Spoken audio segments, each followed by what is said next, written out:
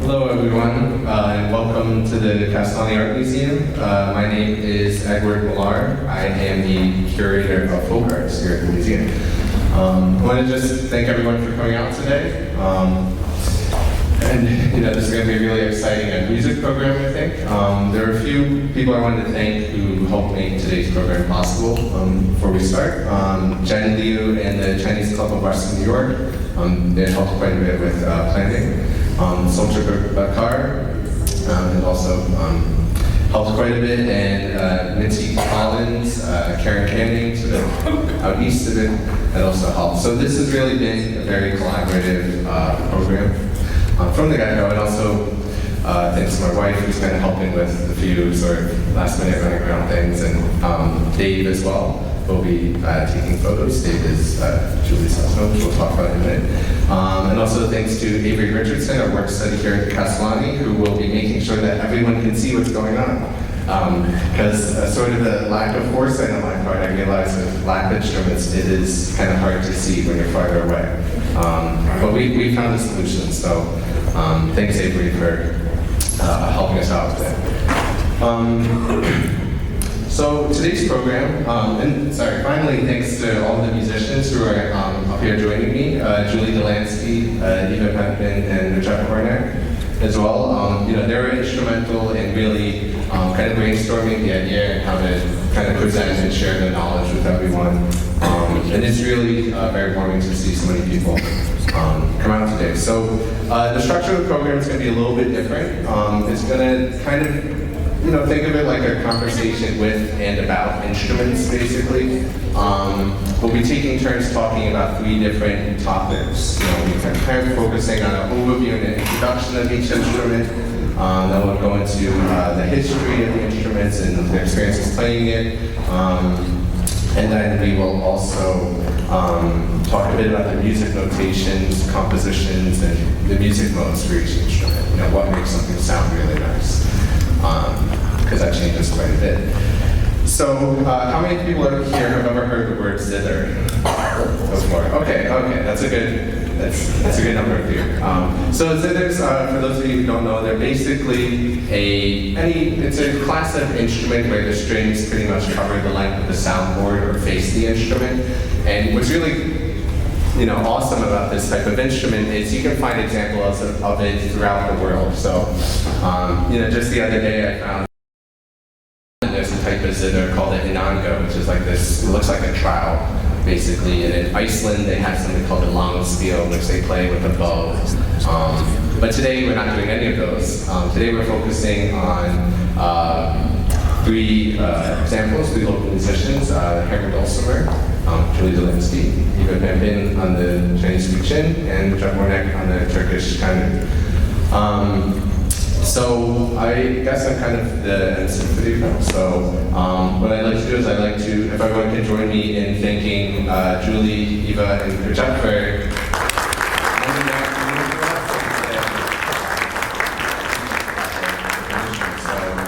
with that being said, I'd like to turn it over to Julie, who will get us started talking about the different instruments and providing an introduction. Thank you.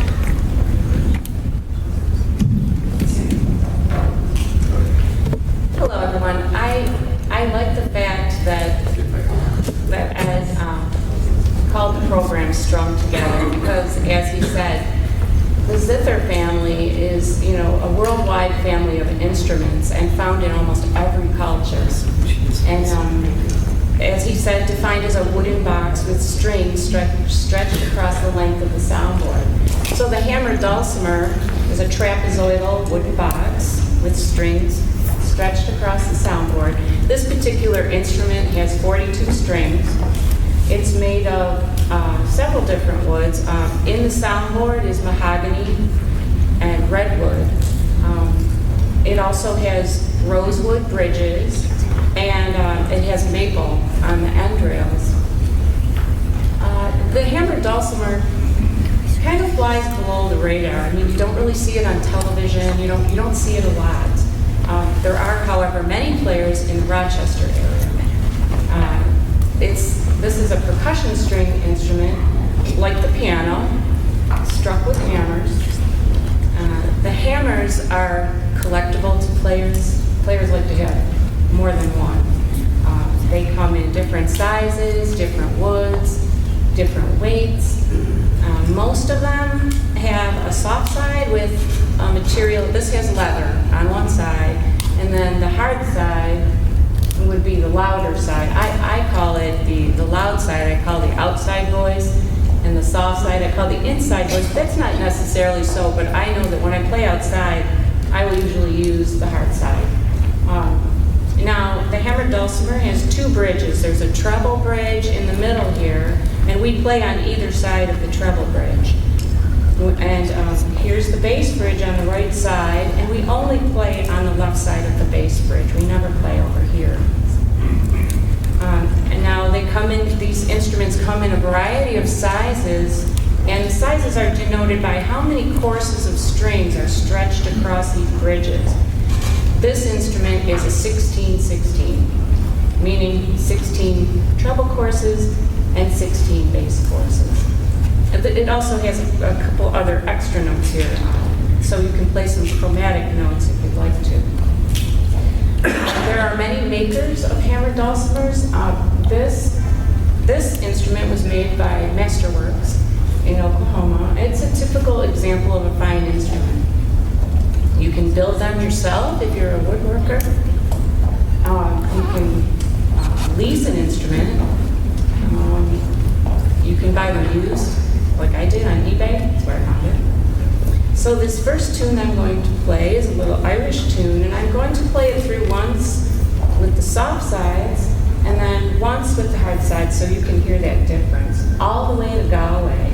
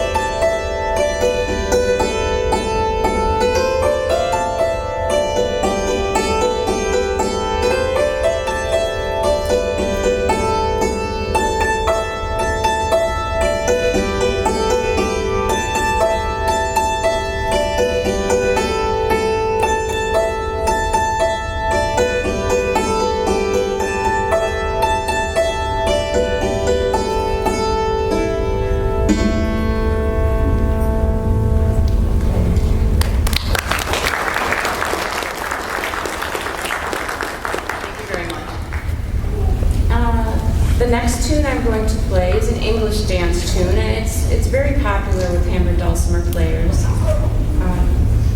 This English folk tune is from about 1758. It's said to have been played when soldiers left for war. It was popular in the United States during the War of 1812 and also during the Civil War. The Girl I Left Behind Me.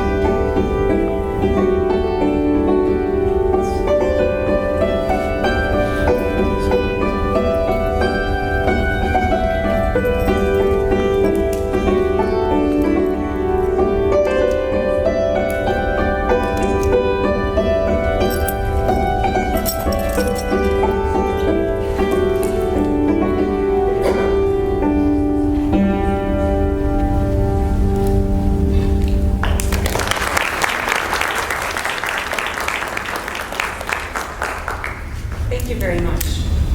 This last tune I'm going to play in this segment is a jig. It's called the catch jig.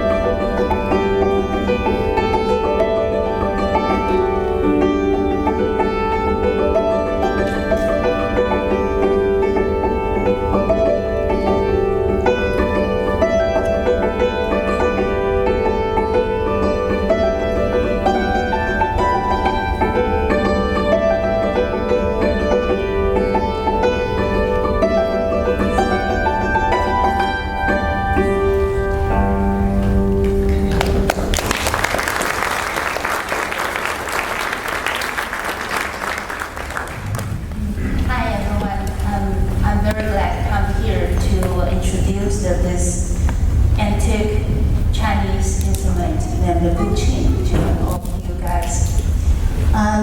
Guqin initially invented in China 3,000 years ago. And at the beginning, this instrument was made to communicate with the God and the nature. So this guqin was 3.65 feet, Chinese people, not the English people. So, which represented 365 days. And you can see they have 13 reference points, which represented 12 months plus 1 leap month. Quite smart, right? And this ridge we call mountain, and we have 7 strings, like 7 rivers. So the river comes from the mountain, go to the dragon gum. If I do that, you can see the river goes through to 2 goose feet, and then there are 2 poles. This is phoenix pole, this is dragon pole. And these 2 poles will amplify the sound. And this is 7 turning pegs to allow you to change the major. So most of the guqin sound, the major is F major, but also have the B, E, D, C, some other majors that you need to change the pegs. Whole guqin are handmade, no matter how expensive or cheap one, they have to handmade. So far, nobody can use a machine, to manufacture the guqin. And a well-made guqin need at least 2 years and 100 procedure. It starts from to select the wood. The wood comes from the old beam, from the old house. Those wood have hundreds of years, so it's completely dry. So when you use those kind of antique wood to make the guqin, it will not crack later. Then the top base is made by the Chinese parasol wood. The bottom base was made by the caterpillar wood. I don't know if you guys are familiar about these 2 wood. They're all from China. And you glue them together and wrap with the rami cloth to protect the guqin was cracked by the temperature change. Then crush the pearl and the gemstones and the antler and mix it with the lacquer to apply the whole body. And this process needs repeated at least 20 times. And between each times, you need to sand the face.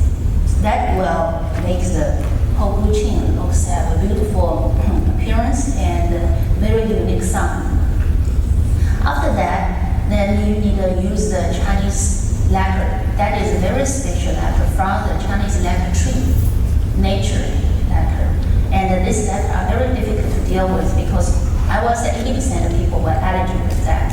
Then use this lacquer, apply the body for another 6 times.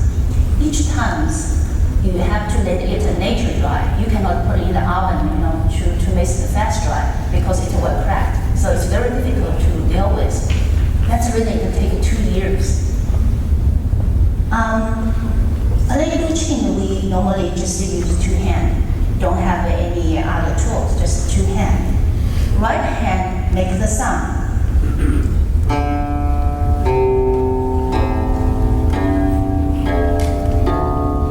Use 4 fingers, except this one, the other 4 fingers, and 8 away. Up, down, send, up, down.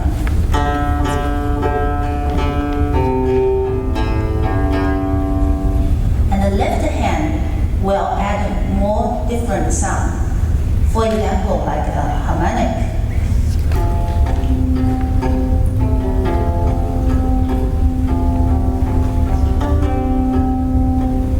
It's same like the violin, we call harmonic, right?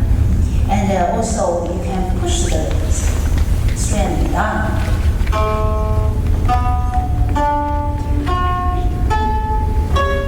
It's another kind of sound. And it also is slide.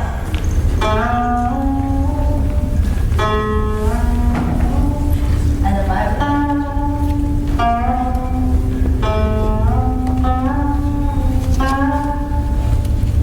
So that is basically, you put all those skills together, then you can play a song.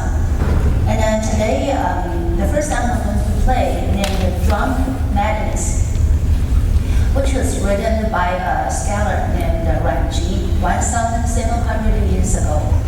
Ranji is a very famous poet. Sorry about my English, it's not my native language. I hope you will understand what I'm talking about. If you don't understand, just raise up your hand, I will explain more.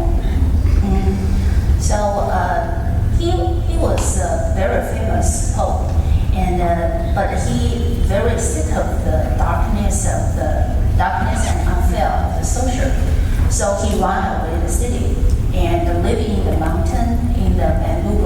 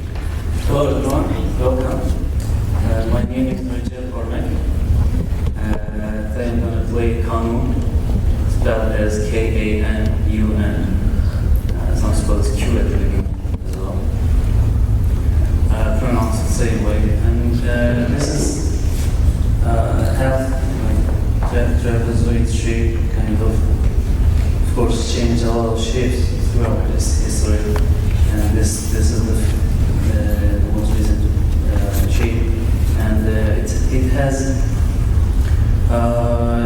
26 courses of strings, and each course has 3 strings in total, like 78 strings, and 3 strings, each one sounds the same, so it needs to be tuned the same note. And those strings are made of PVC, like very similar to fishing lines, but specially designed for kanun, of course. And the body of the kanun is made of many different woods. So there's a body wood, and the pegs are either rosewood or ebony. And this is like basswood, and also the plywood at the back. So many different types of woods is being used to construct this instrument. And while playing, I mean, here are latches. Those latches are very important, which makes makams in Turkish music. And with those series of latches, you just need to identify which makam, and while playing also, you need to change time to time to switch from one makam to another one. And you need to also, you can also use those latches to make some like mini notes or like ornaments. And you simply put your own lap, like you don't need to use another table for that. And your hands are straight, like, and you simply move back and forth. And you need to use those pegs, which are made of turtle shell, and then, or maybe like kind of hard plastic. And you need to just put it inside the rings, like that. And it should stay like a little hard, so it doesn't move. And the bridge is important. Like this holds all strength here. Sometimes people call like this holds like around like 10,000 pounds of pressure. And underneath, the skin is being used, goat skin or like fish skin, to hold the bridge. And pretty much that's all for the introduction part.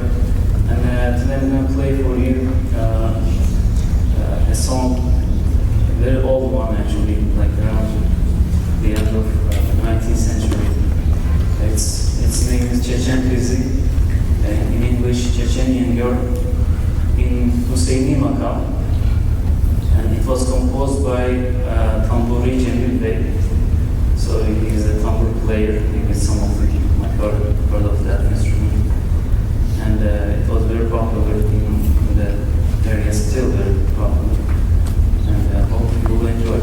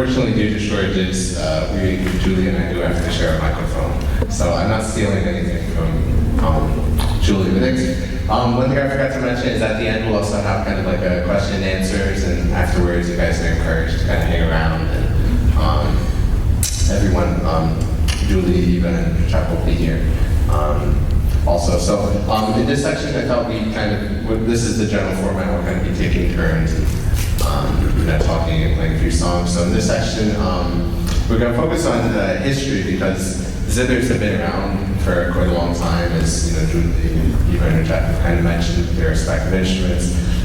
So they've changed quite a bit over the years in terms of materials and uses, and so in this section we'll be kind of focusing on the history of the specific instruments and also their personal history with playing the different instruments also. So with that, I will turn it over to Julie again to get us started.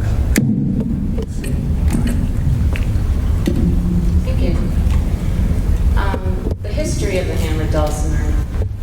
Many scholars believe that the hammered dulcimer's roots are in the Middle East. However, most of them waffle on this subject.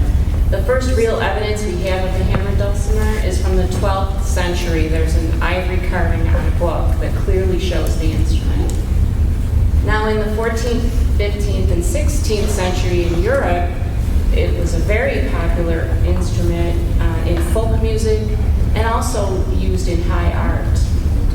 Now, it's most notable in America in the mid-19th and early 20th century. In fact, in Western New York, it was extremely popular, and there were many builders in Western New York. There was a builder in Alabama, New York. His name was Perry White. Some of these early instruments are in museums in Western New York. There's the Holland Land Museum in Batavia, the McClure Mansion in Westfield, the Leroy House in Leroy, of course, and the Yorker Museum in Sherman all have some of these early instruments as an example of the culture at that time. Now, this next tune I'm going to play is called Old Joe Clark, and it's very popular in jam sessions when hammered dulcimer players and other acoustic instrument players get together. It's the most known Southern fiddle tune, apparently. And Joe Clark was a real man. He was a Kentucky mountaineer. He lived from 1839 to 1885, and he met the tragic end, like most people in American folk songs, and probably folk songs all over the world. But here we have Old Joe Clark.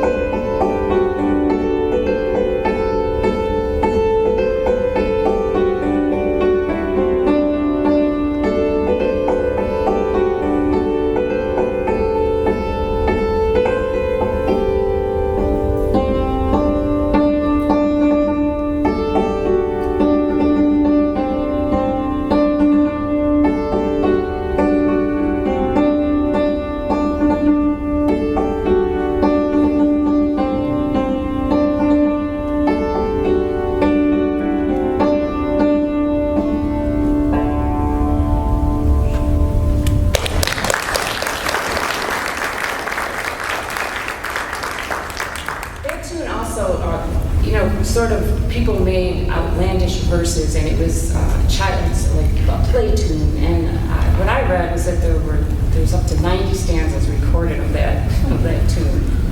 Of course, I only played a couple. But how I became interested in the hammered dulcimer, I guess I first heard it. A couple of musicians, Bruce Coburn from Canada, I know he plays it. Another musician, Rich Mullins, I had heard him play it. And I guess it seemed like something that was unattainable because I had never seen one. I had only known, that it said hammered dulcimer on Bruce Coburn's CD, and I liked the sound of it, and that's really what attracted me to it, was that ringing sound of it. So I decided to, look online and see, is there any possibility of finding someone who plays it? And that's when I found Mitzi Collins from the Eastman Community Music School. And I guess the key to being able to play was she could lease me an instrument. So, I emailed her and she emailed me right back, and I think I leased an instrument in 2 days. So, I could get my hands on that instrument. And I started to take some lessons from Mitzi and also from Linda Taggart, who was also a teacher at the Eastman Community Music School. Then I joined in with the group lessons there at the Eastman School. That's what started me out. I've been playing for 3.5 years, so I'm about at an intermediate level. Last fall, I was able to join in with the ensemble at the Eastman School, the Striking Strings. That was very exciting for me. And now I'm going to play a little tune. It's called The Road to Listum Varna. And the first time I heard it, the person who played is actually here in the audience. And she was in our class and played it on her hammered dulcimer. And I just fell in love with it and wanted to learn it. But I added a little ditty at the beginning. It's called Pippin's Song. It's from Lord of the Rings.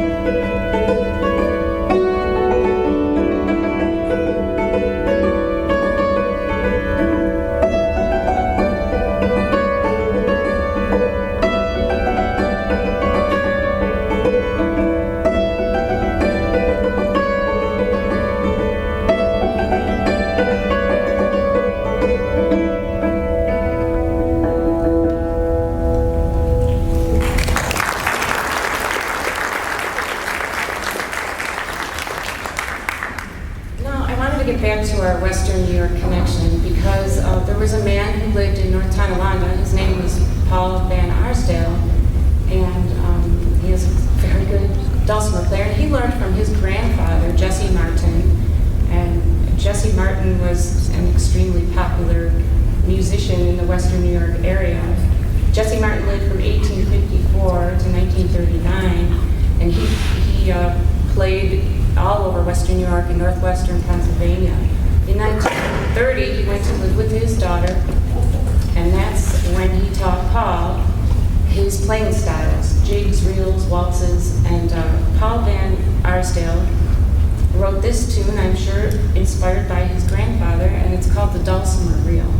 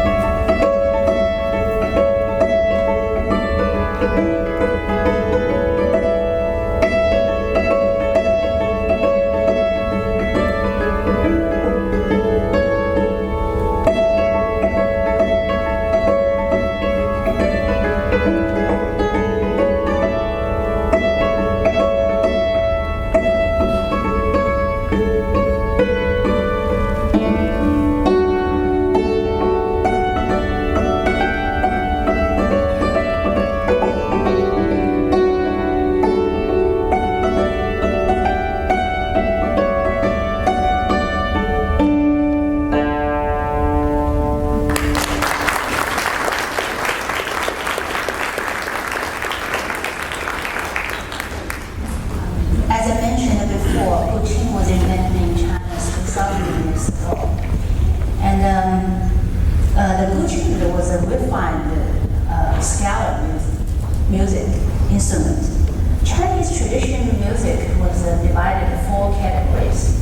One is like a religious music, one is like a palace music, one is folk music, and another one is a scala music. Confucius, I don't know how many people know about him. He is like the founder of the education for the Chinese, the knowledge.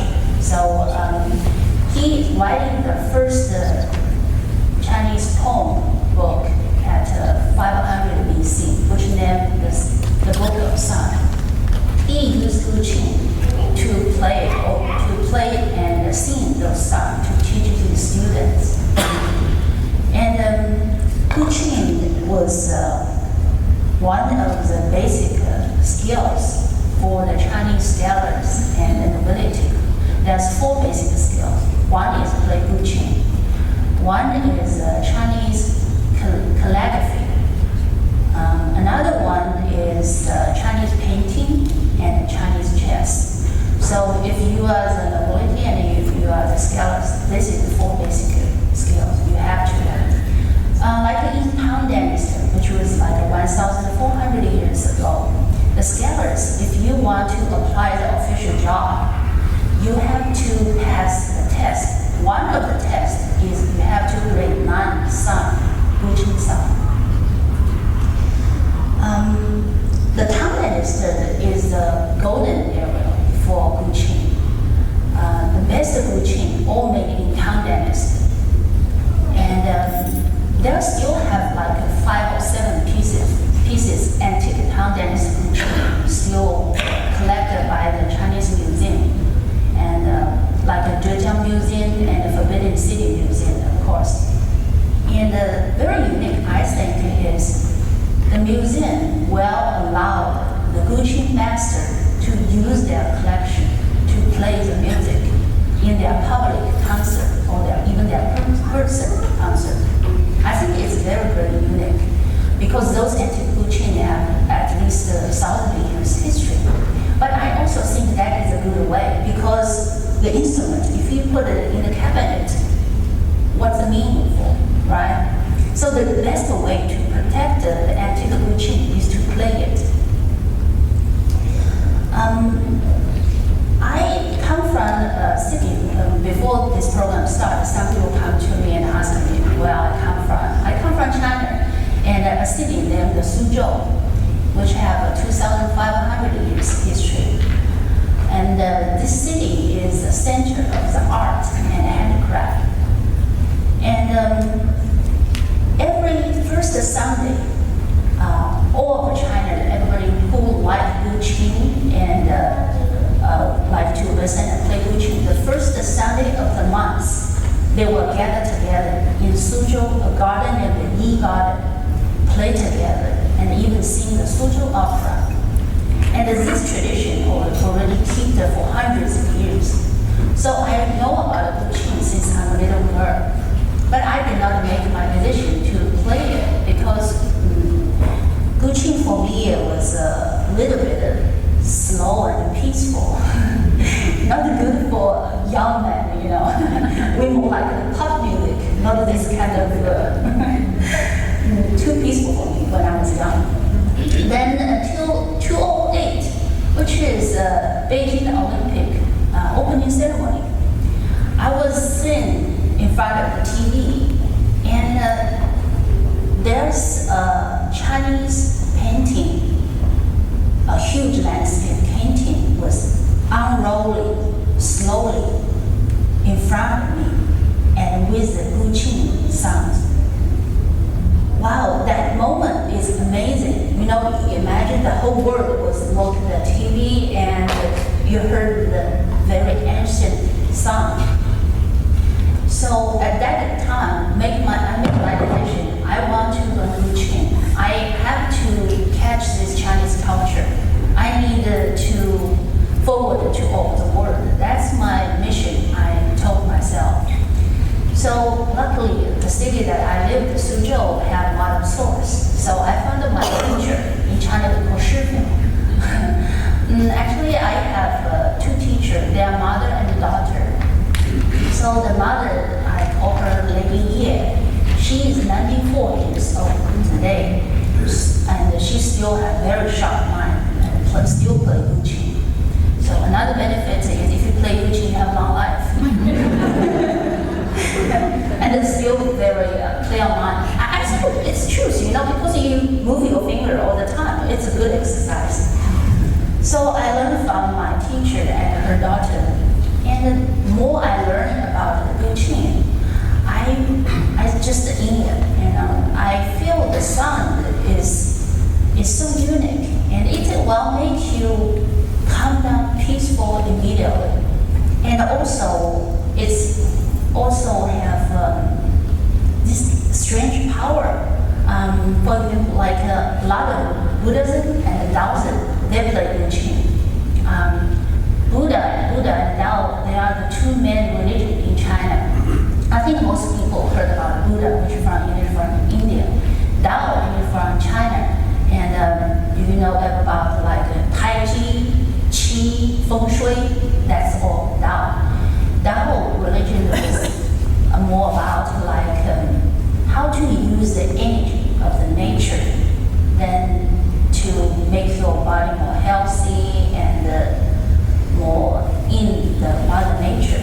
And so Buddhism and Taoism, they all love to play guqin. They feel it's connected to their inside of their soul. And it will make them easy to meditation and also enlightened to some Buddhism concept. So the next song I'm going to play is a Taoism song named the Dragon Flying. A dragon. Chinese think a dragon is a holy animal, not like the Western, we think it's evil, right? So we think it's the holy animal, and Chinese to ourselves is the children of the dragon. So this song is dragon flying, not dragon fly. It's dragon flying. A dragon just wake up from a long sleep and starting the entrance, move, fly in the cloud, and playing and rolling and finally leave.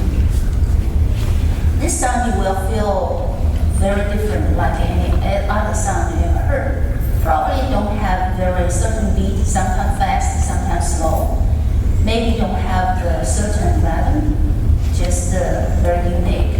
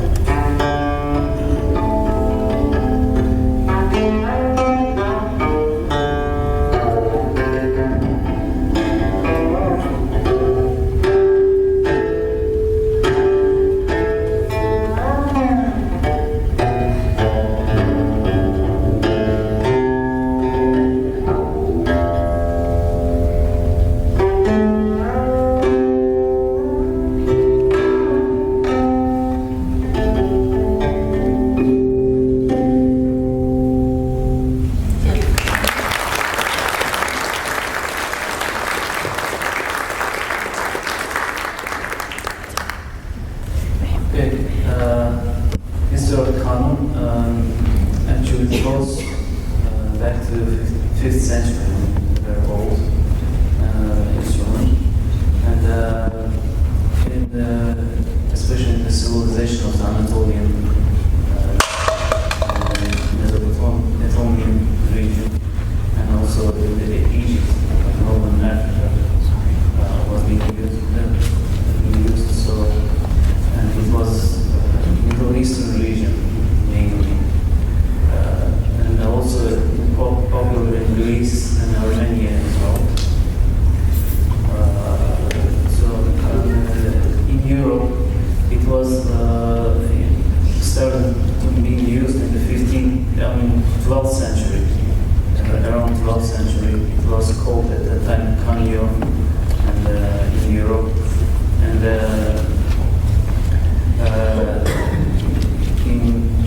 in the 15th century, especially in 15th and 16th centuries, in Ottoman area, it became very popular in Ottoman music. And in 19th century, it became very popular in the ensemble, like without kanun is kind of like unthinkable. So the kanun is kind of the leading instrument in Turkish and Middle East music. And actually it's called like piano of Turkish music, kind of. The system is also very similar to piano as well. And always it was an attraction for people because of its unique sound and the complexity of it. You can do many things, and you can express your emotions in many different ways with this instrument. And as I mentioned, the expressing feelings is through the makams is the major thing in Turkish music. So there are around 40 to 50 makams in Turkish music. And those makams was always evolved throughout the history. And the 40 to 50 makams are the major ones. Actually, there are more than that, but mostly they are being used around the. And at that moment, I will play for you a song, instrumental song, which is called "I Love You," and it's composed by Omar Faruk Tekulek, and he's a Ney player, like reed flute. And he's a very popular composer in Turkey. And it's in Muhayyer makam. So hopefully you'll enjoy it.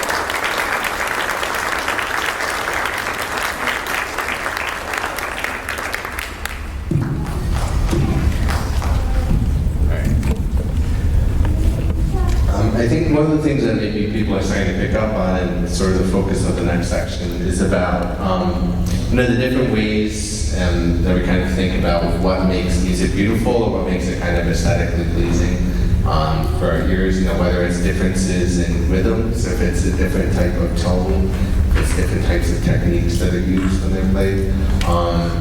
So I'll turn it over to Julie. Again, she'll kind of take us through the next section. We're going to kind of focus on the differences in terms of music composition, music modes, music theory, not doing a deep, dissertation dive type into it, but just kind of, some of the fundamental ideas behind it. So thanks, Julie.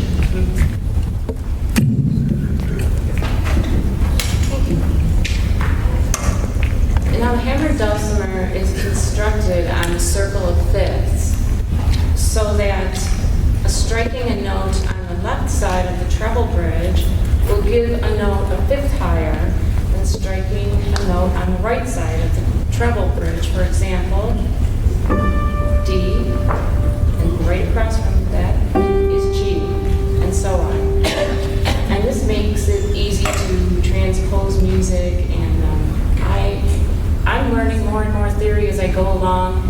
You don't have to know music theory to play it. I've known players who are very good at hearing a tune and just picking it out on here.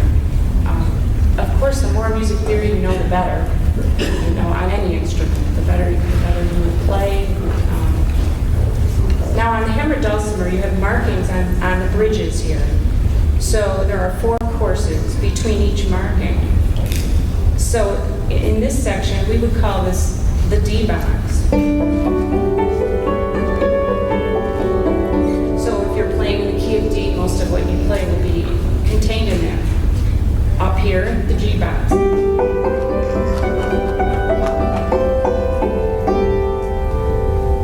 So this tune I'm going to play is called Simple Gifts. It's a shaker tune.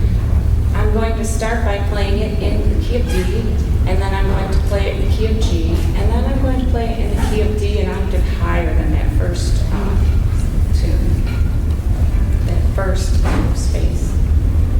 Simple Gifts.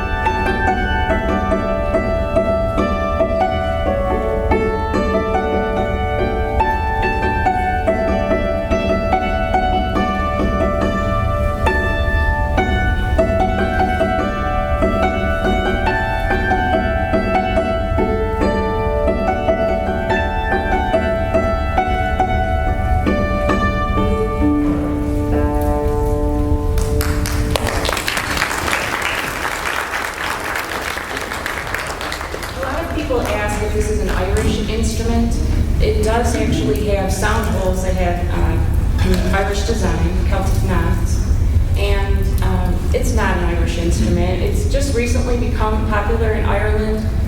Ireland is more, there's the tin whistle and bodhrán, the uilleann pipes, and of course the harp, very popular in Ireland. This is not a harp is not a zither. But we like Irish music on this instrument.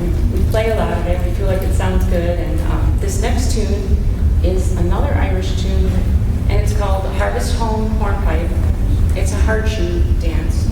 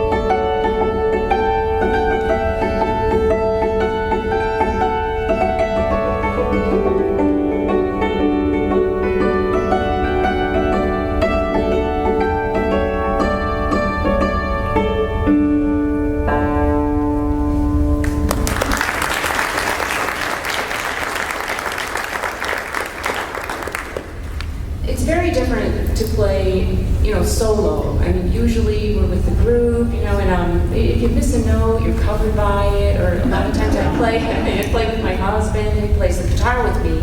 We played yesterday at the Kenan Center, and same thing, you know, if a little note misses, you know, he's filling that in. But now that I'm at an intermediate level, I'm really working on trying to make this sound more full, because I do often play just singly, you know. So this tune, I'm working on adding some different things, like maybe add some bass notes in. I add, it's called a valley roll. Add a little something like that. And this is another Irish tune. It's a slip jig, and it's called Comb Your Hair and Curl It. It sounds a little more romantic than that, but.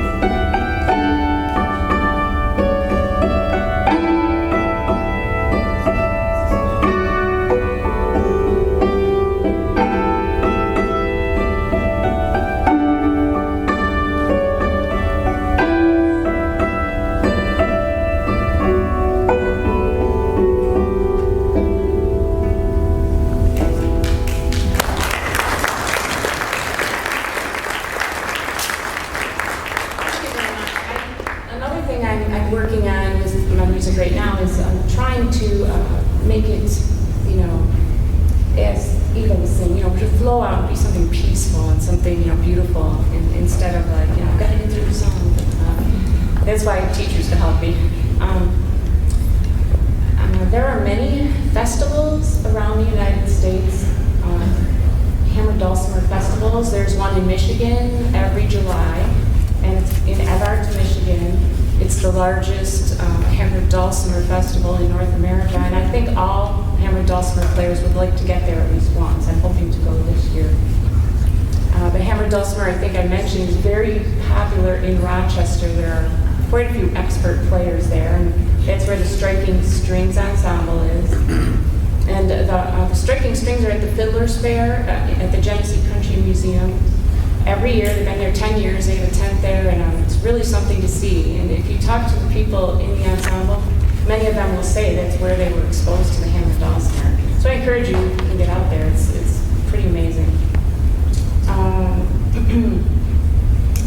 The next tune I'm going to play is, it's called Ash Grove. It actually goes by many names, but it's a Welsh folk tune.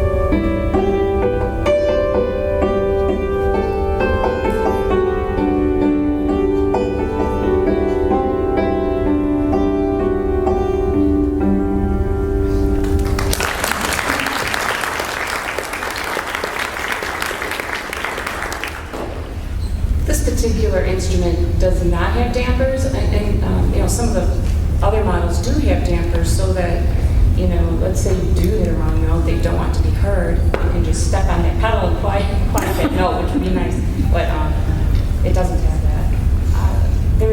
Okay, I'm going to play a reel, the Virginia reel, another Irish tune.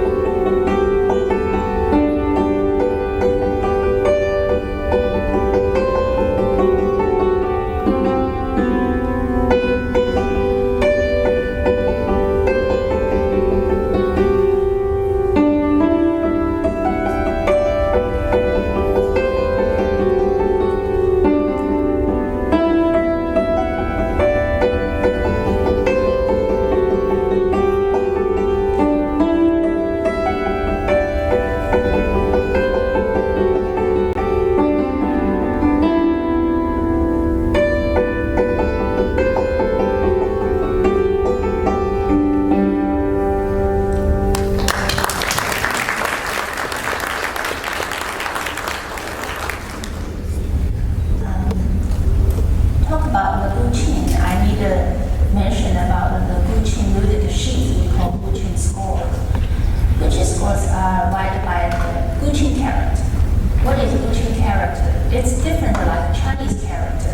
The guqin character, each character will tell you where you put your right hand in which string, and where you put your left hand, which string and which reference point.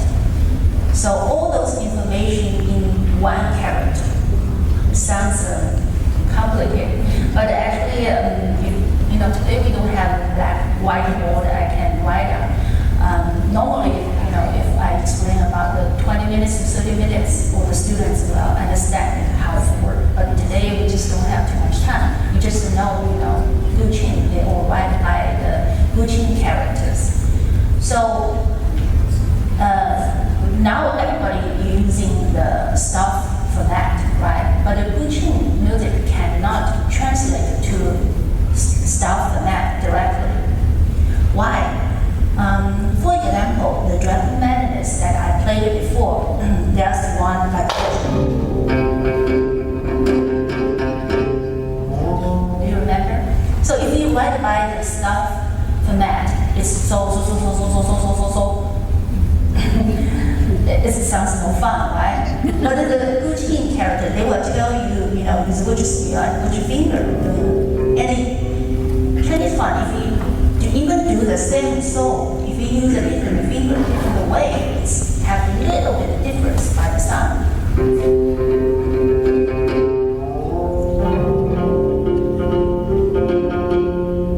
So, but it sounds different. So that's and there's several other reasons. So you have to use a guqin character. And another one is very unique, I think, is by the guqin score, they don't have any duration mark. The music duration normally like have beats, have a time, have a stop, but the guqin character don't have. So here's the question then, how can I play it, right? So there's two ways. One is traditional way, which we did like 3,000 years. My teachers sit here, I sit here. Each one we have guqin, face to face. How I play, how you play. So that is my teacher, which is Lady Ye. She's 94 years old. That's the way she teach me. So we even don't have a score, just the face to face. How you play, then I learn how I play. I just copy whatever she did. This is the traditional way we did. The modern way we did is we use a guqin score and the stuff map, put it together. So you can see where your finger moving, and also you can see like the re, mi, fa, sol, la, si. So you put them together for reference, and it will have some certain beat marking. But guqin music is very unique. We call it scala music. Why? Because you have have some knowledge to play it. If we fix it like the Western way, like stuff from that, then all the beats are certain, all the time are certain. So everybody play the song, sings like sing. Maybe just some skill, different. Some people have high skill, some people have low skill. But all the sounds the same. That's not the unique of guqin. Guqin want people to put yourself in it, put your own future in it. So the guqin player to play a perfect melody is not our target. It's all about our own comprehension. So, for example, like drunken madness, the first two sentences I just repeat.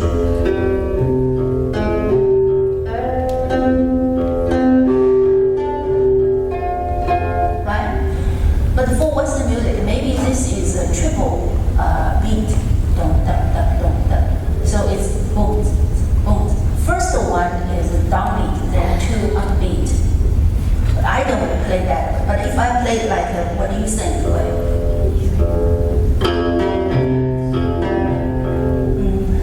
Because I don't play that, I need to think about it.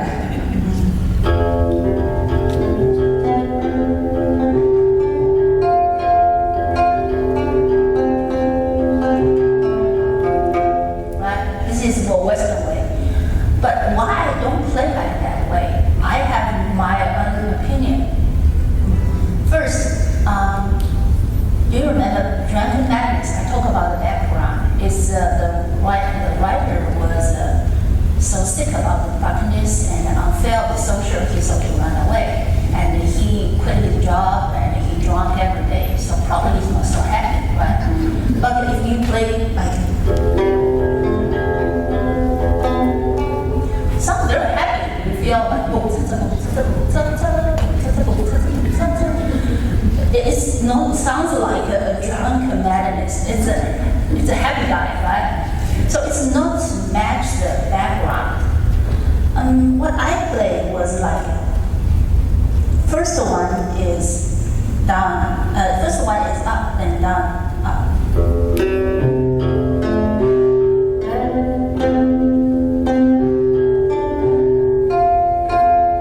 So it's up, down, up, down, up, down, up, down, up, down.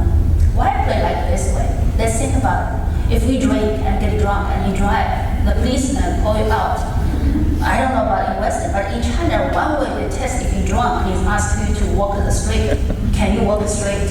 Probably you cannot, right? You walk like this. So that's the way you play music,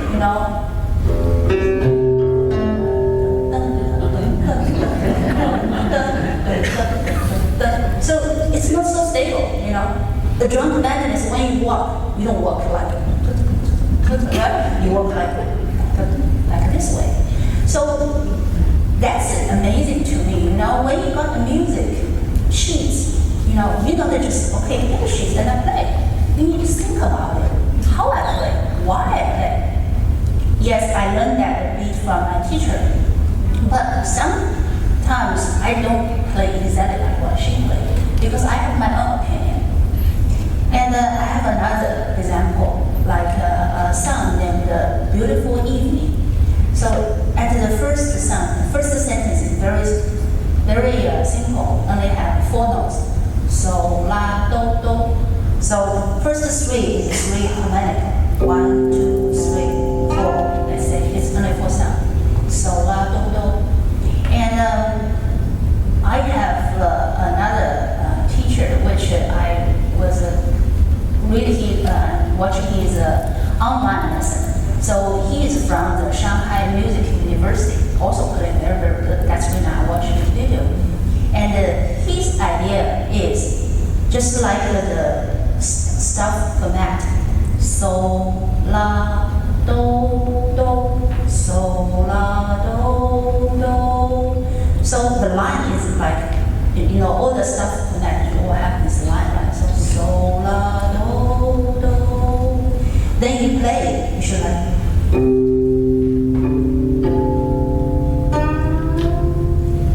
from light to high.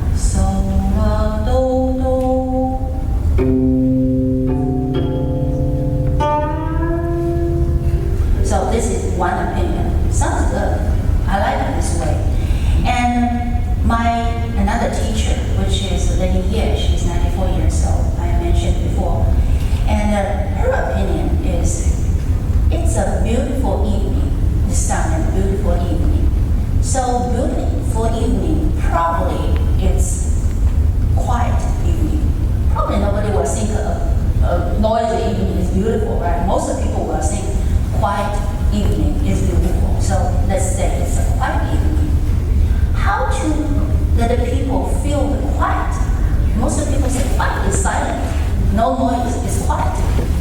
But first you play the instrument. How could you play quiet, right? And the second, that is the first level of quiet. For the Chinese scholars thinking, because like Oriental aesthetics thinking, is like, okay, I'm here. If I want to show people here is quiet, how about I can hear a far distance there, have some sound. If I'm here, I can hear far distance. Is that means here is quiet, right? So this is a beautiful evening. I'm probably in a beautiful garden, relax.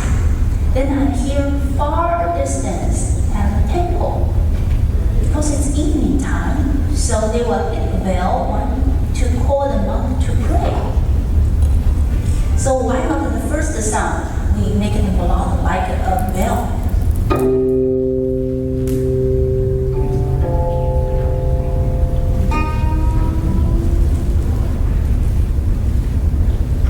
The first one, try attention, then get a little quiet. So, la, do, do. Verse, so, la, do, do. Both beautiful. I like the both way. No one is saying, oh, this is right, that is wrong. It's all about yourself. It's all about how you want to show people, how you think about this music. So this is the beautiful of the guqin music. I just use some very simple, this kind of philosophy goes through all the sound, all the music. So we call it, scala music. It's not just entertainment. It's most about enjoy yourself. My teacher, Lady Ye, she is 94 years old. She started the guqin around 14, so she played like 80 years. But she only played like 20 something. And she used all her lifetime to improve.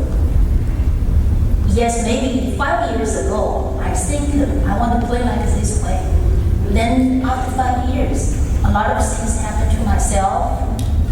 I grew up. My mind changed. I like a different sense. I have different idea. Then when I play this song, I play different. So that is beautiful of the guqin. That's really nice, so Indian. I feel it's not just like a hobby, it's my life. The third song I'm going to play named Flowing Water. This song is played by a guqin master named Guqin. And in 1977, NASA recorded this song and put it in a golden disc. Then Voyage 1 and Voyage 2 to carry on it, send it to outer space. They hope maybe some ET will love it and pick it. I don't know if they pick it or not. Anyway, enjoy.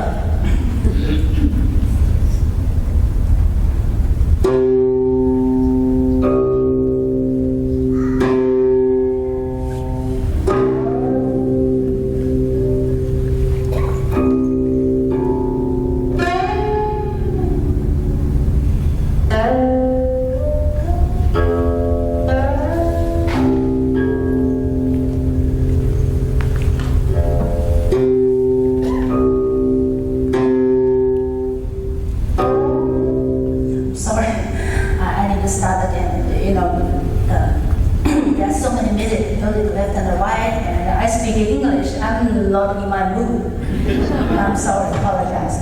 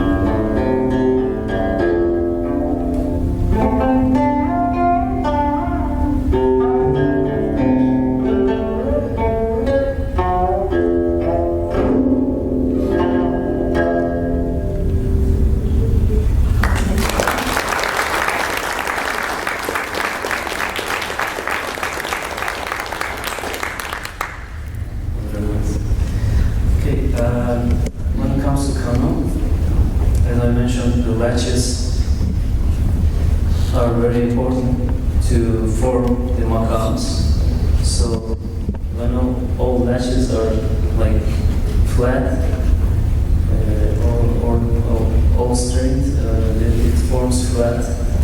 And when it comes to 6 latches raised up, it comes to natural position. And each pegs, each latch forms the sharp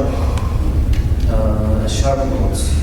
So in piano, as you know, there's one sharp. In kanun, you can make like half flat and half sharps, like quarter flats, and you can divide it into 5. And it really makes a big sound difference actually when it comes to the point. And for example, I'll play you the uşak makam, which comes with half flat, so only 3 pegs are raised. When you play like that, it sounds.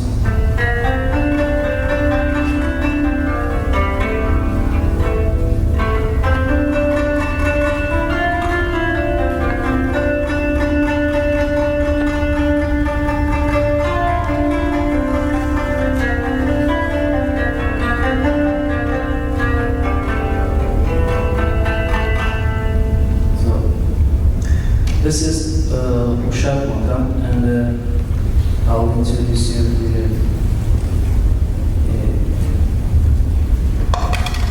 Hijaz makam.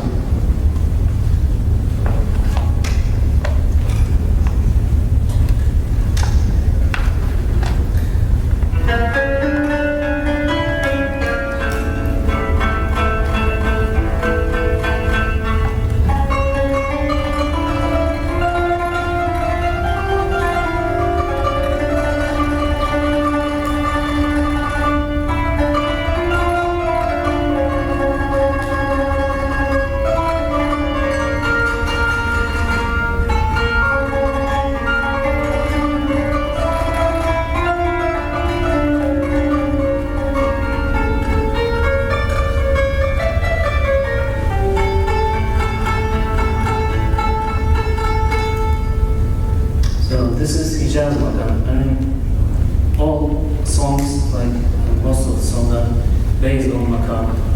And just to name a few, like I can mention, besides Hijaz and uşak, there's like muhayya. Muhayya could be sabah, mahur, like shehnaz, nihavand, just to name a few. So, as I mentioned, there are a lot of makams, and based on those positions of the latches, it formed with fifths and fourths. So with the combination of those fifths and fourths, it forms makams. So and also like there are a lot of ways to make the like mini notes, mini sounds, like ornaments. Like for example, you can make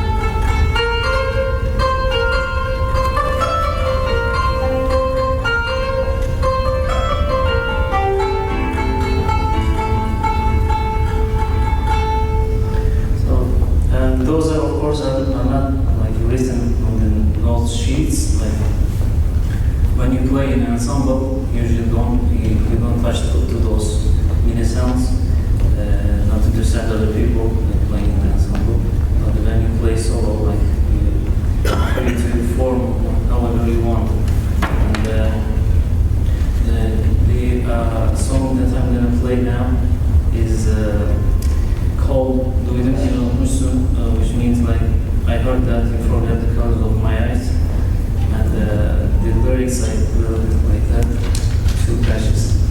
I heard that you forgot the colors of my eyes. What a pity to the tears which flow to you from those eyes. I wish I leaned my head, it was burning with your love, to the stones instead of your knees. Where's me being your seven colors? Where's me being the violet in this chant? Where's me being your daydream in the morning and dream in the light? So I was not the love, I was just alive for you. I felt pity for those wasted or best years. So a little emotional sound, and it's in Muhayya Kurdi makam. So here that.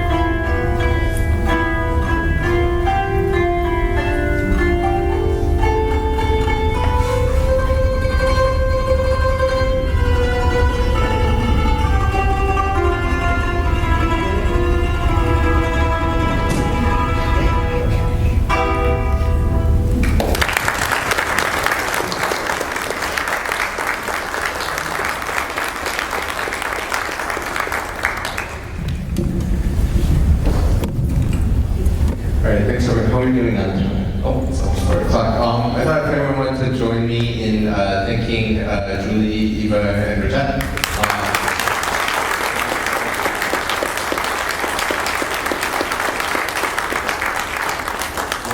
Were there any questions for any musicians up here? Any questions? Yes. I'm just kind of curious, even with a 6-string guitar, you have to kind of tune all the time. I'm wondering when you have thousands of strings here, how do you tune? Yes, 78 strings. It takes a lot of time actually. Yes, this keys are the chords. You need to tune each string. And based on the weather conditions, changes actually. It's PVC strings and it takes really long. But you get used to it. Your ears get used to the sounds, in a faster way. So you recognize the sounds of each note in a faster period of time. So it's an advantage of it. So I heard that many other instrument players are coming to the kanun players to tune their instrument in a perfect way. Later that I heard that. So difficulty is one part, but there's also advantage. How long, Julie, for the hammered dulcimer, like how long? It takes about 30 minutes. It took longer at the beginning, to get used to, but I use an electronic tuner and then I have this. So about a half an hour. And you don't have to tune it, every time you play. In fact, people are encouraged not to do that because you can get discouraged. But and with a nice instrument, it'll stay tuned. It'll usually stay tuned. How about Eva for keeping the guqin, the zither? Every time before I play, I need to check if it's a turn. And first, you can use a machine. We have this little machine you can see, verify if it's turning right. And guqin sounds much lower than the other instruments. We all know the basic standard is 440 hertz. That is the standard. And so but the guqin normally play solo, don't play with the other instrument. So most of the time, I just need to turn it right by itself. Use a tune. So there's different points. They have the same sound. I use that to turn it myself. But if I need to play with other instrument, then I have to use the machine to make it all in the same standard terms. Any other questions from anyone? I was kind of trying to imagine, where would I hear the Turkish one? Walking down the street, coming from a house, or in a pub, or not in a mosque necessarily. Where would I hear that being played? In the dance? A lot of circumstances actually, a lot of places. In also Sufi music also is being used as well in Turkey, as well as folk music and also classical music too. So in Western ensemble also they invite a lot of Turkish kanun players to European countries to play together with them. And also like mystic, religious type of music also involves that in itself as well. Together with reed flute, it goes very well together. And here, if you YouTube it, you'll have hundreds of videos of that, so a lot of circumstances. So do you, well, I think you meant would you hear it if you were going out to were there a lot of performances as well, where there's kanun and I guess you mean kind of small scale and also larger performances? Yes, both.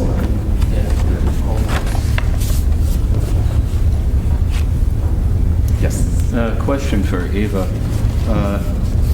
Do you ever play your instrument in ensemble, or is it always individualistic? And is that individualistic quality common to Chinese music? I think the question is, do I ever play this guqin with any other instrument to play together? Yes.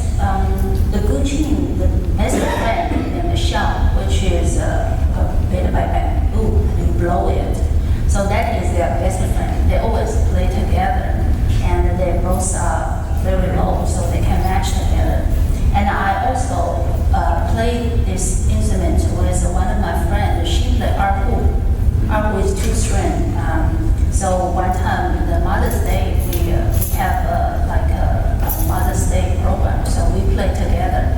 But we have a problem because even with the speaker, the sound was still a little bit low. And the erhu sounded quite high. If you ever heard about the Beijing opera, it's very high. So when we try to play together, we got a little bit of problem. So my microphone have to put it close and turn it very loud. And the microphone have to keep quite a bit of distance. Then we need to try several times to try to match it. And it turns out it's good. I think people like it.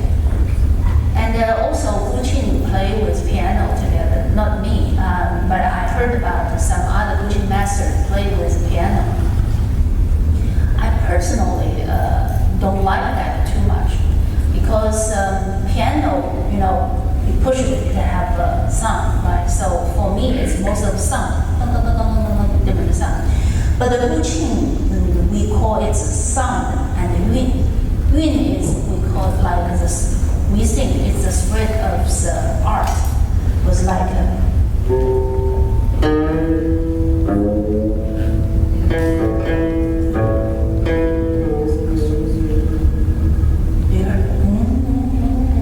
something like the people are singing opera. So if you play piano, then you really work very good because piano have the sound continually. It will cover the guqin sound. So I personally don't like it, but I heard people play together. Yeah. Would guqin ever play like with other guqin? Oh yeah, yeah. But then I would say guqin is more like not an entertainment instrument, So it's more about self playing. Yeah, you seem to say something that sounded very, very much like American jazz when you spoke of how you feel in terms of playing a traditional theme. Do you? Sorry, I realized I should probably hand that to you. Okay, I just wanted to pick up on one of the main things you said, which was very interesting, that the feeling toward the theme is paramount, is most important. And do you think that's comparable to what an American jazz club would be? How do you think of that? Actually, my husband asked me about this question, if guqin can play the Western music, if it can play jazz. And one of my teachers, which I learned from online, and he did this kind of, try, and kind of like rock.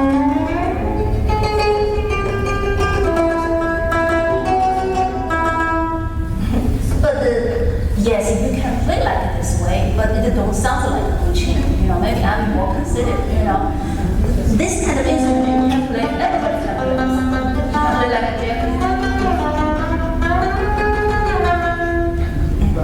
I think the gentleman was asking you. You had mentioned that when you play guqin, you have to feel the theme of the song.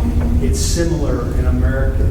He was asking you if you think that's similar to American jazz. I'm not sure you know too much American jazz, so I don't. It's my husband. He's my husband. Even he speaks English, so I understand Chinese. But most of the time, if I don't understand another American, I ask him to explain to me. I'm sorry. Thank you. Is there any other? Here, maybe go. I don't need it, I'm a teacher. Okay. You defined a zither as a class of instruments where the strings were strung across the body of the sounding board, correct? Yeah. So would psalteries fall under zither? I believe believe so. I think they do, Yes. yeah. As both, long as yeah. the strings are as long as the soundboard. That's what Yeah. defines the zither. A hollow body, a hollow box with the strings as long as the soundboard. Yeah, So like the guitar's not a zither because it has a neck, and its sound box is here. But I brought this in. This is a mountain dulcimer, which is a little more familiar to most people. And this is also a zither because the strings are stretched across that soundboard. Yeah, and so this, and like mountain dulcimers are, it's funny that they share a name with hammered dulcimer, but it kind of are very Yes. unrelated. Just that they are both zithers, that's all. Yeah, so yeah, like a mountain dulcimer is something called a drone zither. So it's basically sometimes you'll play just the melody on one note and then you have like two drone strings. So it sounds like bagpipes. When you're playing that, there's this kind of droning noise in the back. So I mentioned like earlier the long spiel from Iceland, which is the Icelandic zither. That's a drone zither that's similar like that, but they play it with a bow. So it's almost like a mix of the psaltery and the dulcimer. Yeah. And just one more thing about the dulcimer. I thought the difference between the hammered dulcimer of our familiarity and the cymbalum of Eastern Europe was the difference between chromatic and diatonic. But yet you're saying you have chromatic notes. Well, it can't, as far as I understand it, it cannot be played chromatically, but these chromatic notes were added to it. But my teacher said we don't play it chromatically. But you have these extra notes because, as you learn more and more tunes, you want those notes. You'll say, oh, I don't have D sharp, or so it is nice to have that they're there for me, but I don't think you can actually play it chromatically. I'm not an expert on that. Oh, so that's what the additional bridges are, is that they yes, give you. extra Okay. notes. So the cymbalum is chromatic? I'm not sure about that. I'm I not know sure that either. it is. Yeah. I'm not sure. Cymbalum, that's like a Hungarian. Form of the Yeah, I'm not sure. I can look it up. Klezmer too. Oh yeah, that's interesting. Yeah, I wonder. Yeah, let's see if they did klezmer. It's interesting. I have to. Oh, so Yeah. before I ask you the music theory question, Uh-oh. so we have a 12 tone, a 5 tone, and then you mentioned quarter tones, and so how is, I guess Arabic music or Muslim music, I mean, is it what kind of system is it based on with the quarter tones? I mean, quarter tones or like with long lashes and quarter tones. See when you can create some quarter tones. I mean, those are all based on the 5 sets and 4 sets of the notes, and they combine and they systemize the makams by itself.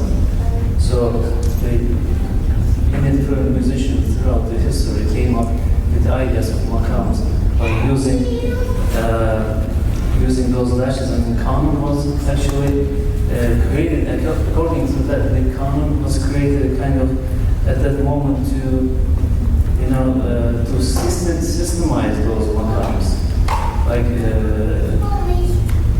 kanun means like rule, like regulation or principle, whatever you call it, like law, And this was considered like the law of the music, and that's why those lashes was created to grasp those little pieces of those notes.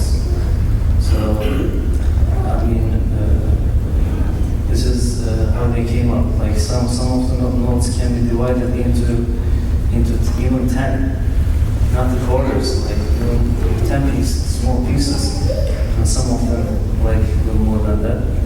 But mostly this is how they come up with that.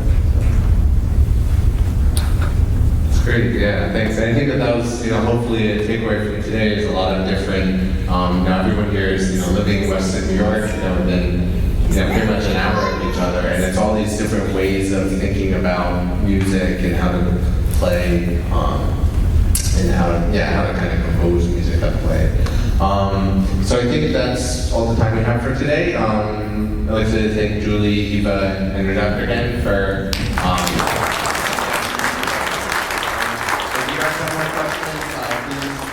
feel free to come up. I think everyone's going to be hanging around for a little bit.